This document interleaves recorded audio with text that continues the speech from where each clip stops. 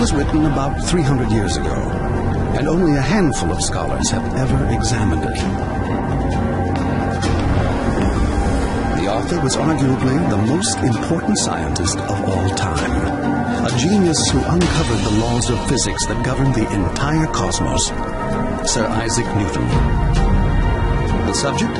Newton's calculation of the date the Bible said the world as we know it would end in the Battle of Armageddon, the year 2060. If this calculation were correct, then we are close to the time of the end. That's exactly what this sort of calculation would point to. When this document came to public attention recently, it was headline news. But why was Isaac Newton making this dire prediction? We find it surprising that Newton sounds like a televangelist talking about the end of time. We only find it shocking because we've made Newton something that he's not. We've made Newton in a rationalist, enlightened image. That's just not Newton. What these manuscripts reveal is a very different Newton than most people conceive of. This is a Newton who is not a cold, calculating scientist. This is revealing Newton in all his glory, warts and all, if you will. So who was the real Isaac Newton?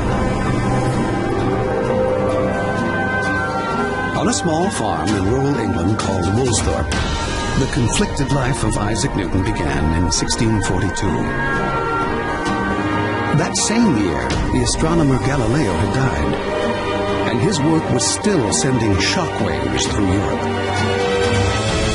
Galileo had risked his freedom by challenging the ancient belief held by the Catholic Church that the sun moved around the earth. Based not on faith but observation, he confirmed the earth was just one of several planets orbiting the sun. It was the dawn of the scientific revolution, an age when science and reason would redefine the world. There was a sense of a whole new era. The very idea of having the empirical world answer our questions, that idea was taking hold in a way that had almost never done so before. And from a young age, Newton was gripped by this new outlook. As a boy, he pored over a book called The Mysteries of Nature and Art, a manual for building mechanical contraptions and investigating the natural world. He was preoccupied by the things that preoccupy physicists, by time and motion. So he made windmills, he made little boats, he flew kites that supposedly affrighted the locals. He tied candles to them and they were put up and they thought that they were comets. But from the start, there was another side of Isaac Newton. His father died before he was born, and when he was just 3 years old, his mother remarried and moved away, leaving young Isaac behind with his grandparents. Newton later confessed to such rage that he wanted to burn his mother and stepfather in their house. And by the time he left home for Cambridge University, Newton had lived through 2 decades of violent political and social turmoil. The bloody Civil War, the beheading of the king, and the restoration of the monarchy under Charles II in 1660.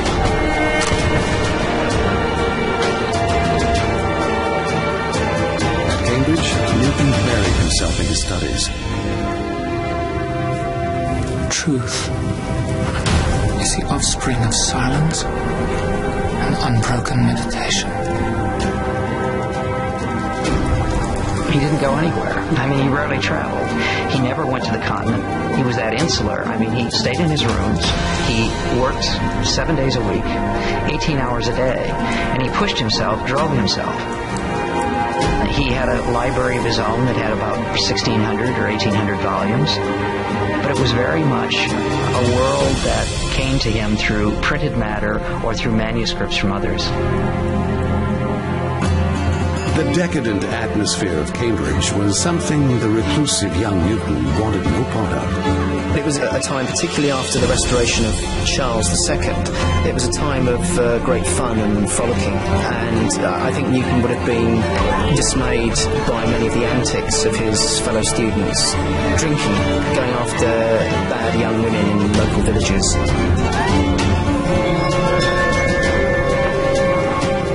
resist temptation, Newton drew up a plan that he'd stick to for the rest of his life.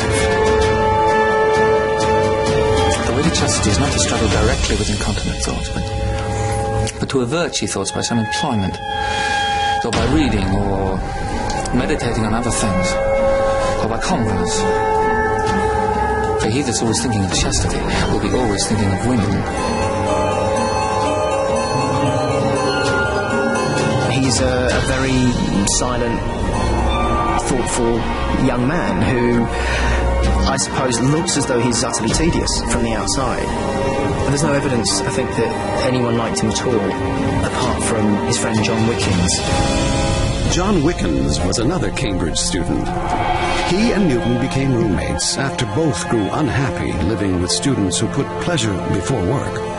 They have a very peculiar relationship because Wickens is somebody who is of a higher status than Newton at Trinity and seems to have become Newton's amanuensis, i.e. his secretary, over the following 20 years. But they must have been very close. They lived in the same rooms for 20 years.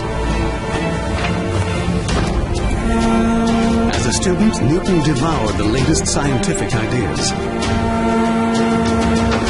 It was widely accepted by this time that the planets orbit the sun. But now the question was, how did the planets move? What held them in their orbits? The most popular theory came from the French philosopher René Descartes, who thought of the universe as a giant machine, like a clock. Descartes said everything, even the orbits of planets, could be explained simply as the physical interactions of parts of this machine. But Newton had trouble accepting this view of nature. Newton's a very smart guy, and he became convinced that the only types of statements that are acceptable are ones which you could, to put it bluntly, test in the laboratory. But just as Newton was probing the limits of Descartes, the plague struck England. Thousands died every week. The university closed, and Newton returned home to avoid infection. And it was here, in the apple orchard just outside the family home, that the legend of Isaac Newton was born. The story, of course, is that he's lying in the garden there, and instead of thinking about girls, he's thinking about the moon and how it goes around the earth and so on. And an apple falls, and the story goes as bang, he suddenly has the idea that's the same thing that's making the apple fall is what's holding the moon in its orbit. Newton told this tale himself in his old age, claiming that with the fall of that apple, he realized that what held the planets in orbit was not a physical mechanism like Descartes' clockwork, but an invisible force he called gravity. And he was convinced that the force pulling apples down to Earth and keeping the moon in orbit around the Earth were one and the same. He stayed up late in the evening, calculating the strength of that force by the light of the fire. But when the numbers didn't quite work out, he put the idea aside. Or so the fable goes. I doubt that an apple was what stimulated him to get the idea. It's almost certainly an apocryphal story. Yeah, I don't think it's even known whether it ever happened. I'm extremely skeptical about the role of fruit in Newton's life. But there is no doubt that the motion of objects like apples and the moon captivated Newton at this time. The Italian scientist Galileo had proved in a famous experiment on motion that all objects falling to Earth pick up speed or accelerate downwards at the same rate, regardless of their mass. And finding the average speed of a falling object was a straightforward process. For example, if you want to find the average speed of an apple falling from a tree, all you have to do is divide the distance the apple travels by the time it takes the apple to fall. But Newton was not satisfied with the average. What would be the speed of an apple which is constantly accelerating at every point along the way? What would the apple's velocity be halfway to the ground? To find out, you can measure the apple's average speed over smaller and smaller periods of time. The shorter the time interval, the closer you get to knowing the apple's speed at that moment.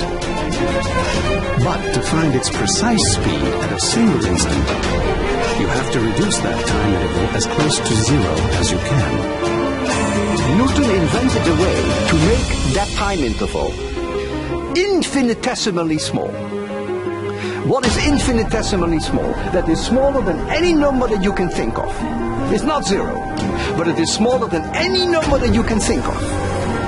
For the first time, it was possible to calculate quantities that are constantly changing, like the speed of a falling apple at any particular moment, or how a planet's position changes over time. With this technique, Newton invented an entirely new branch of math called calculus. And that changed all science, of course. The whole way of looking at the world changed because of calculus, yeah. Calculus was a quantitative understanding of the way things change. Not just velocity, but in physics, chemistry, even in populations. How fast is a population changing over time? This mathematical framework becomes the language in which modern science is formulated. Today, calculus shows up everywhere, from analyzing the stock market to modeling global climate change. By the time he was 22 years of age, working on the calculus at Worcester, he was the greatest mathematician the world had ever seen, and yet no one knew. Only Newton knew, and it was his secret. This was a guy who adored computation of every kind. Among the things that you can see if you open his manuscripts, for instance, is there are places where you'll find he's calculated logarithms out to 50 places and things like that. Not because he needed it, but because he liked doing it. I mean, it was a pleasure to him to do that sort of thing. And if that weren't enough, Newton overturned accepted wisdom about how colors are produced, performing an experiment on himself with a large needle or bodkin. I took a bodkin and put it between my eye and the bone, as near to the back side of my eye as I could. And pressing my eye with the end of it, so as to make the curvature in my eye, there appeared several white, dark, and coloured circles. Fortunately, Newton found a safer way to investigate light and color, using a prism. From Aristotle to Descartes, scientists thought sunlight, or white light, was pure. Colors were produced by physically modifying white light, which they believed passing it through a prism did. Newton decided to see for himself. Sending sunlight through a prism, he produced the spectrum of colors. And then he went one step further. He sent the red ray of light through a second prism. Instead of making a new color, it remained red. Newton concluded that white light is not pure, but a combination of all the colors of the rainbow. He thought of the prism actually as a separator of the objects that are all in the original light. This was very hard for almost everybody to swallow, because it meant that when you're looking at white light, you're looking at something which has all the colors already in it. This seemed completely counterintuitive, and indeed, frankly, it's counterintuitive to most people today. Only 25 years old, Newton had made some of the most stunning breakthroughs in the history of science. But he kept them almost entirely to himself, just as he had done with calculus.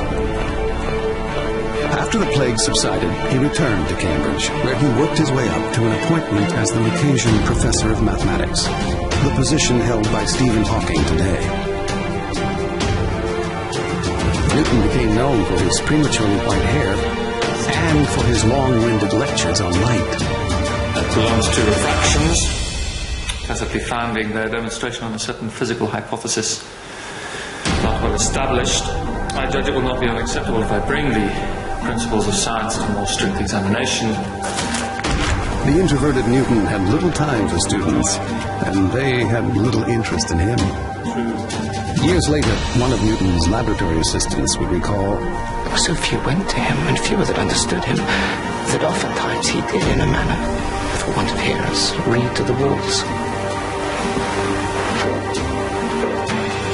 But Newton's study of light was about to start a revolution.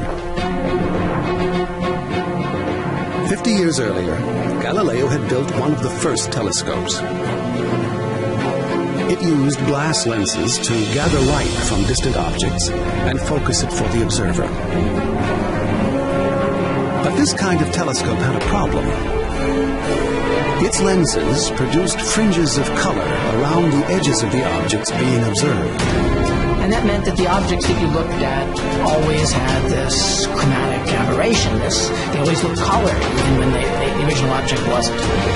And Newton began on the side to make some things with his own hands. And he designed a remarkably and radically different kind of telescope from anything that had been built before. Newton realized that the edges of a lens behave like a prism, breaking white light into different colors as it passes through. So he abandoned lenses and substituted a mirror to gather and focus light from distant objects. And because the light never passed through a lens, it was free of color distortion. Newton's telescope was only 6 inches long, but Newton bragged that it could magnify about 40 times in diameter, which is more than any 6-foot tube can do. I've seen with it Jupiter, distinctly round, and his satellites. It was an instrument that has left its impact on astronomy ever since. Our huge telescopes of today are built on this model. They're gigantic versions of this tiny little thing. These are the telescopes that sit on the top of the great mountain peaks. These are the telescopes that we launch into space to peer into the deepest parts of the visible universe. Newton regarded his invention as just a toy, but a colleague took it to London, where it was shown off to King Charles II. The effect that it had on Newton's contemporaries was immediate and dramatic. It brought Newton onto the world stage of science, and Newton became an overnight sensation. Newton was elected a member of the Royal Society, a group of leading scientists in London. Most of them were awed by the whiz kid from Cambridge, and Newton was so delighted that he promised to send the Royal Society a paper he had written on his discovery that white light is made up of different colors. But members of the Royal Society had no idea that Newton was studying something far more mysterious than light by this time. His private notebooks revealed that the same year he became a professor at Cambridge, he bought 2 furnaces, an assortment of chemicals, and a strange set of books. Isaac Newton had become an alchemist. Alchemy is an ancient and secret practice with roots in the Middle East. By carrying out lengthy and complex chemical procedures, alchemists tried to produce a magical substance called the Philosopher's Stone. The Philosopher's Stone was so potent that even a small quantity was said to perform miracles, curing ailments, conferring immortality, and transforming ordinary metals like lead into pure gold. In the 16th and 17th centuries, there were many, many people who came to courts in Europe and claimed that they possessed the Philosopher's Stone. And they were employed by nobles and princes throughout Europe to make gold. In some instances, it was immensely profitable. You could milk a duke or prince of a substantial amount of money, no question. But if you got caught, it was extremely dangerous. We know that one of the customary punishments for defrocked alchemists, as it were, was to be hanged on a gilded scaffold. And sometimes they were forced to wear suits of tinsel as they were hanged to make it a public spectacle. As Newton immersed himself in alchemy, his paper on light was igniting a firestorm in London. The job of evaluating Newton's ideas fell to another Royal Society member, Robert Hooke, who would become Newton's lifelong nemesis. The paper got published, And Hooke wrote a report on this, and it's a peculiar report, because effectively speaking what it says is, I accept all of Newton's experiments, but whatever is new in them I already did, and all of his claims about light are wrong. For 4 years, Newton and his critics fought it out, with blow after blow published in the magazine of the Royal Society. The sensitive Newton was mortified. Newton was allergic to criticism. I mean, really allergic. He went off the wall when people criticized him. The problem for Newton was having anybody question what it was that he had done. He didn't want to tell anybody about it in the first place, but if he was forced to do it, you sure better believe that he said. He cannot convince as many people as he wants that what he said is true. And that defeat, if you like to call it that, was very bitter for him. And by the mid-1670s, he's withdrawn completely from the international world of science. Newton vowed he would never publish a scientific paper again. In the isolation of Cambridge, Newton threw himself into alchemy. Alchemy had been outlawed because the British government feared that frauds would debase the currency with fake gold. And for years, controversy has raged over why Isaac Newton took up alchemy.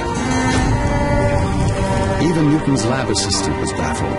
What his aim might be, I was not able to penetrate into. But his pains, his diligence, as those times made me think, he aimed at something far beyond the reach of human art and industry. In the past, many scholars dismissed Newton's alchemy as scientifically worthless. But now, they're taking a second look. To find out what Newton was really up to, Bill Newman has begun deciphering Newton's coded recipes and recreating alchemical experiments Newton did 300 years ago. If we want to figure out what's going on in these laboratory notebooks, that's the way to do it. Actually try the experiments and see what happens. Newton believed that in the distant past, people knew great truths about nature and the universe. This wisdom was lost over time, but Newton thought it was hidden in Greek myths, which he interpreted as encoded alchemical recipes. In some instances, he interprets the myths in a very, very exact way so that they correspond to actual recipes. But getting these recipes right is no easy matter. Like all alchemists, Newton concealed his ingredients in bizarre-sounding terminology. Our body, thus compounded, is called our hermaphrodite. Being of two sexes, and it is both father and mother to the stone. He used a very colorful language that's typical of the alchemy of the time. For example, he talks about the green lion, the sordid whore, and the menstrual blood of the sordid whore. These are terms that have very specific reference in 17th century alchemy. One of Newton's recipes, called the net, comes from the writings of the Roman poet Ovid. In his poem, The Metamorphoses, Ovid tells the story of the god Vulcan catching his wife, Venus, in bed with the god Mars. According to the myth, Vulcan made a fine metallic net and hung the lovers from the ceiling for all to see. In alchemy, Venus, Mars, and Vulcan mean copper, iron, and fire. Viewed this way, the myth becomes an alchemical recipe. And if Bill Newman has interpreted the recipe correctly, he should get the same results that Newton got 300 years ago. A purple alloy known as the net, which was believed to be one step towards the Philosopher's Stone.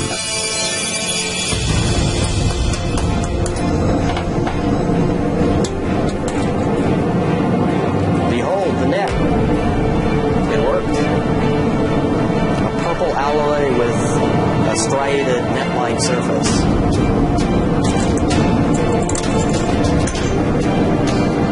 Worked perfectly. By recreating creating these recipes, Bill Newton was finding that Newton's alchemy contained key elements of modern science. It was a systematic process with results that could be reproduced and verified. And historians have also discovered that Newton was not alone in pursuing alchemy. Other scientists of the day, including members of the Royal Society, were alchemists too.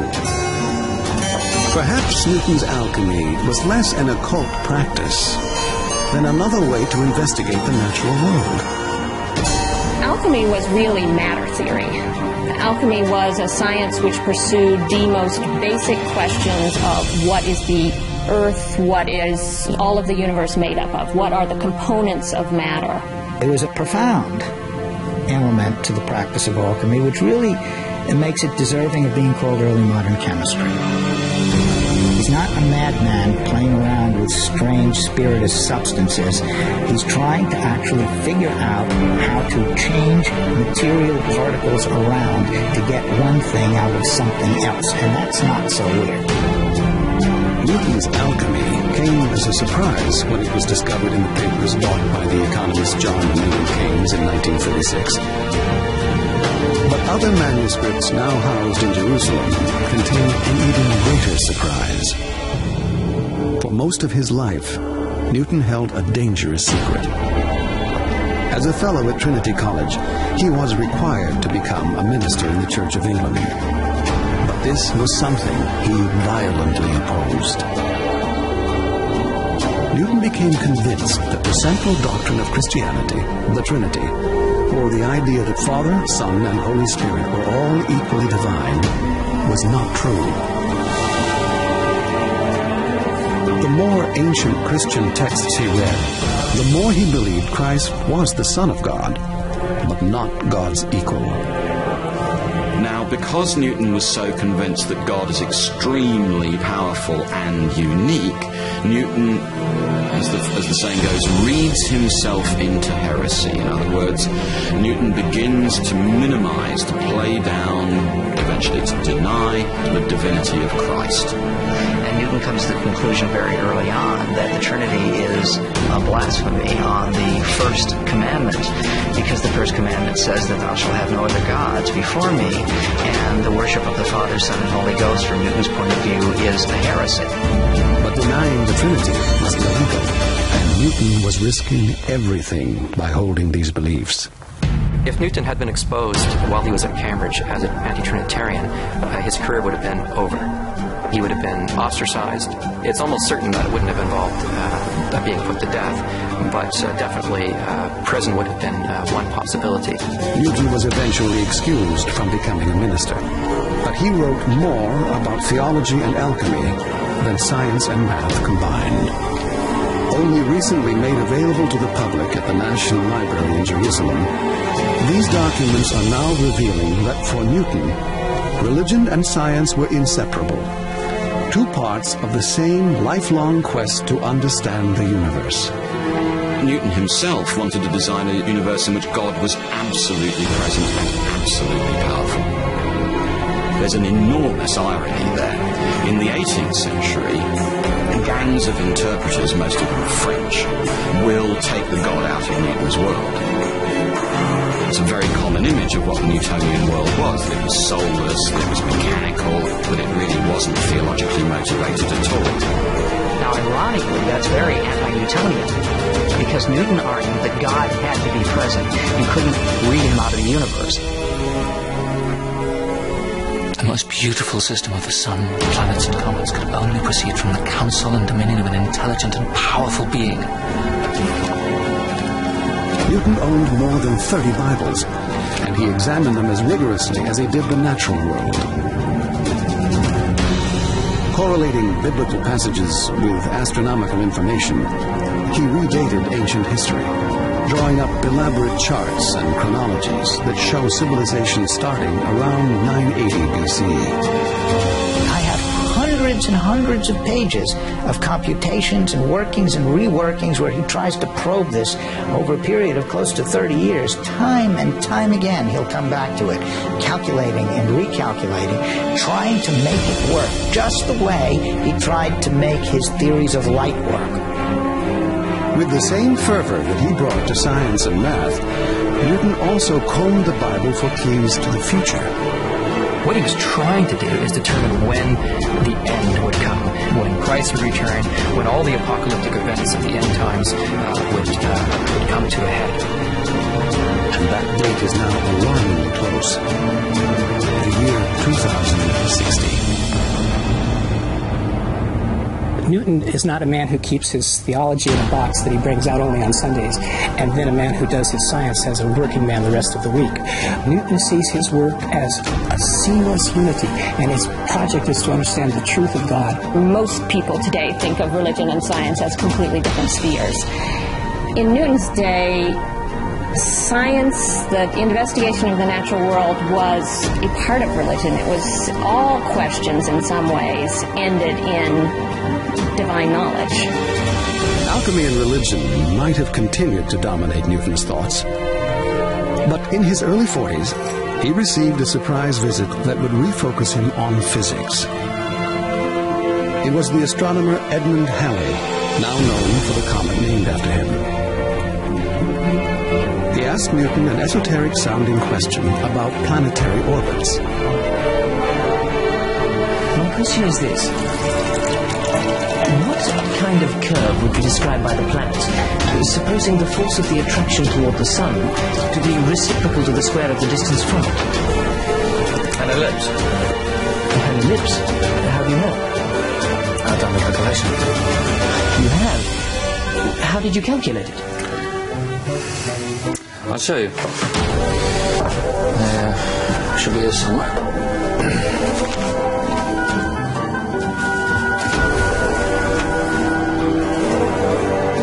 Don't worry, I will redo the calculations. I'll send you a copy. Halley's question would change science forever. Through years of observation, scientists had discovered that the planets move around the Sun not in perfect circles, but in slightly elongated elliptical orbits. But no one could explain why. Halley and many other scientists had begun to suspect that the planets were attracted to the Sun by some kind of force. They guessed that this attraction became weaker with distance in a mathematical relationship called the inverse square law. For example, the inverse square law says that if a planet is twice as far from the Sun, the gravitational attraction it feels is 4 times weaker. But no one had been able to prove this resulted in elliptical orbits.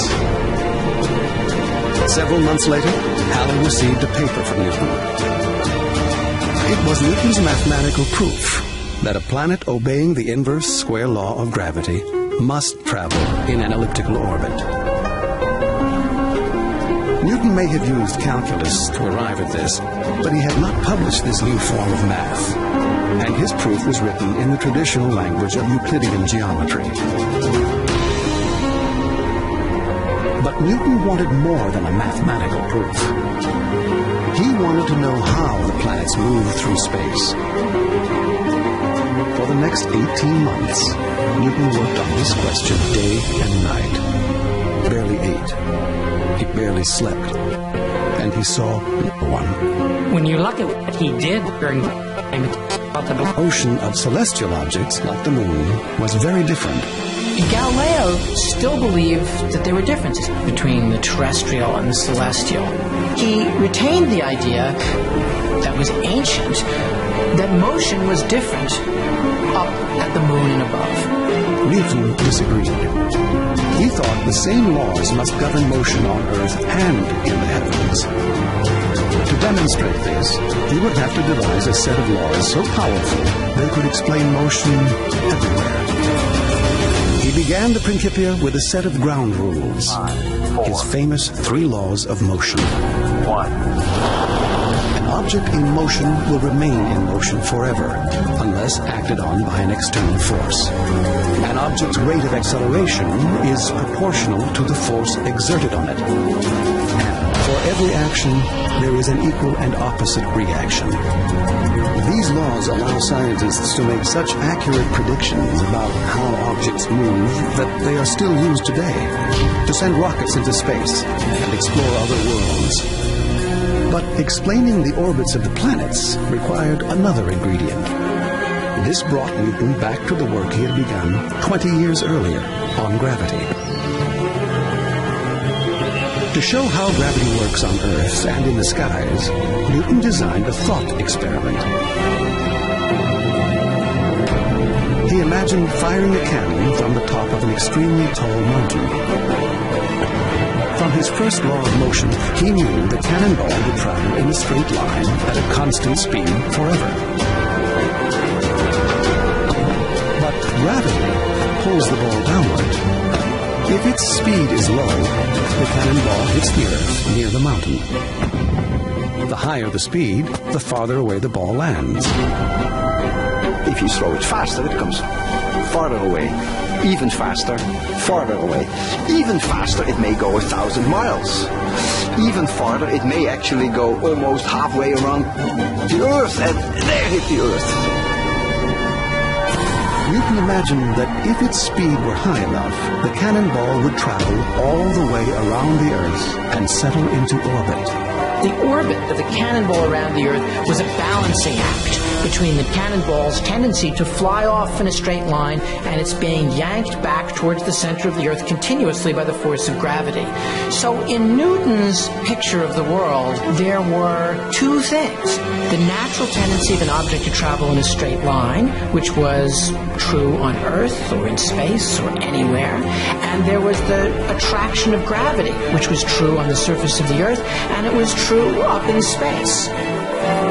Newton's breakthrough was to see that the moon's orbit around the Earth and the cannonball's motion on Earth were governed by the same law of gravity. That is a beautiful way of persuading you, me, and probably his colleagues that cannonballs falling to the Earth and the moon falling to the Earth is one and the same law of physics, gravity. The moment that he realized that, almost everything else follows from that. Newton reasoned that if gravity governed motion on the Earth and the Moon, why not on Jupiter and its moons, which he had seen with his reflecting telescope? Why not the entire solar system? In a bold leap, Newton proclaimed that this invisible force operates everywhere in the universe. It's an incredible leap. It's beyond anything anybody had imagined at the time. Newton called it the universal law of gravitation, and he wrote it in one simple mathematical equation. It's so important because it really tells us how nature operates in a fundamentally new way. Newton is saying the same thing that is going on in the heavens is going on Earth, and vice versa. It gives us a guidebook to answering the age-old question of what causes the rise and fall of the tides. It gives us answers to the orbits of the planets and their position. It's a tremendous act of intellectual triumph, one of the great keystone, cornerstone pieces of our intellectual heritage. It was a total revolution. The universal law of gravity was a complete revolution the way that we think about the world, the solar system, therefore the universe, whatever the size of the universe was in those days, and therefore the way we think about ourselves. The Principia showed a promise that gravity by itself could account for virtually all the motions we know of in our planetary system. And the rest of science to this day has built off of that foundation. Newton turned out to be more correct about that than he could possibly have been confident of. But Newton was not able to enjoy his success for long. As soon as the Principia was published, Newton's old rival, Robert Hooke, claimed he had come up with some of the key ideas first. And later, others attacked it because Newton did not explain what gravity is, just how to calculate its strength. Newton himself didn't understand it. How can this object attract this object? There's nothing in between them. That seemed to them as going back to some sort of an occult philosophy. In fact, some think Newton's idea of gravity was related to the occult practice of alchemy.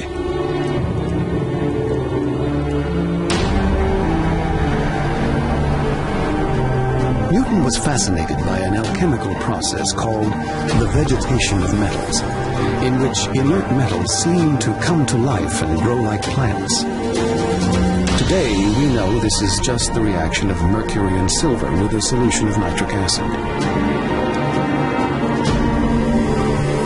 But Newton thought these kinds of reactions showed that mysterious, invisible forces he called active principles were at work everywhere in nature.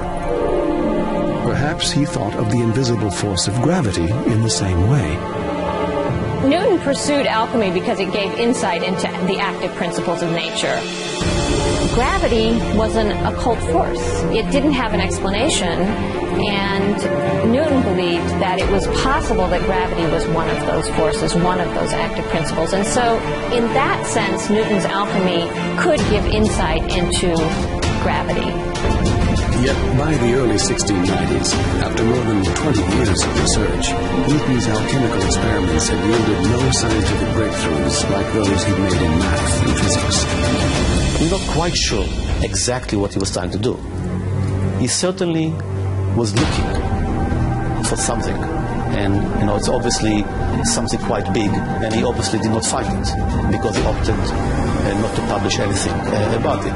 I think there's no question that he was disappointed because he was looking for ultimate answers to questions. And he had failed in alchemy as he had not failed in any other pursuit. Finally, Newton had what many think was a nervous breakdown. He made wild accusations against his few friends, charging one, the philosopher John Locke, with trying to embroil him with women. Locke is puzzled by the whole thing. What's up with Isaac there? He wasn't running a brothel on the side and bringing Sir Isaac to it. When Newton explained that he was sick and had gone without sleep for 5 nights, his friends forgave him. He was knackered. If he had a breakdown, I think it was probably because of exhaustion. Whatever the cause, Newton's illness was brief. Within a few months, he seemed to have regained his composure. And soon, a strikingly different Isaac Newton began to take shape. Newton moved to London and was appointed Master of the Mint, a well-paid job that put him in charge of issuing new currency and cracking down on counterfeiters. About 24 counterfeiters were executed while Newton was in charge. Newton became a Member of Parliament, President of the Royal Society, and was knighted. He commissioned at least 14 portraits of himself. It is an extraordinary change. He's very much this icon, and he settles into that role, I think, in London, and likes the role of the great man. A year after Robert Hooke died, Newton published his second great masterpiece, Optics, which expanded on his work with light. At the end of this book, Newton finally wrote up some of his key ideas about calculus, 40 years after they were conceived. And although he had given up alchemy, he continued to devote himself to theology. Right up to his death, he tried to keep his heresy as secret as possible. And he thinks, there's no point trying to convince these people of what I'm doing because the time is not right. These people aren't fit to receive the kind of word that I'm giving out. Newton died in 1727. He was 84 years old. He was buried among kings and queens in Westminster Abbey, beneath a monument to his scientific achievements.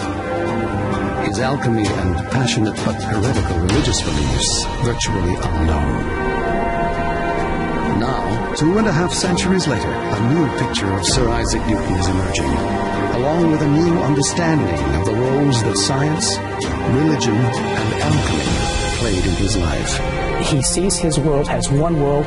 He sees his pursuit of truth as one pursuit, and whether it takes him to books of theology or to books of nature, whether it be books of astronomy or books of alchemy, it doesn't matter to him.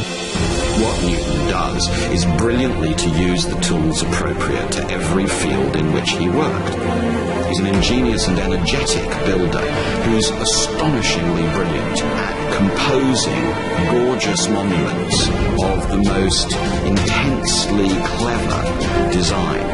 Sometimes these appear as great books, like Principia itself. Sometimes they appear in experiments, but we would be wrong to look for a single key which unlocks the whole mystery of Isaac Newton. Man was a complete genius. I mean, people like Newton, if I shoot off the hip, maybe once in 500 years, at best.